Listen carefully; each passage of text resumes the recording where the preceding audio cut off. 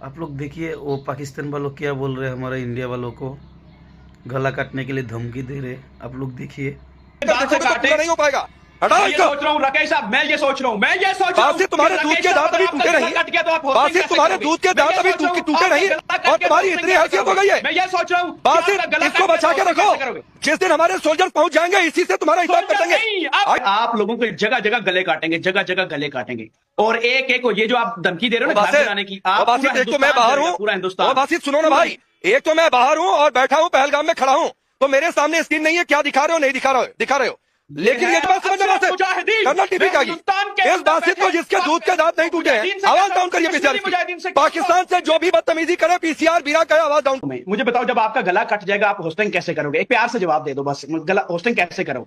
आपका गला जब काट देंगे, इसका जवाब चाहिए पहले। आओ, हैसियत है। अरे वो पागल, तू जो देखा रहे ना उससे तेरा गला काटेगा साला। साला पाकिस्तान तेरा औकात देख लिया, वो भी तेरा तेवर नहीं कम रहे साले। तेरे को घुस के मारेगा जो हमारा फौजी। तू साला धमकी देते गला काटने के लिए, साला तेरे को मिलेगा ना साला तेरे को इधर ही मारेगा साला।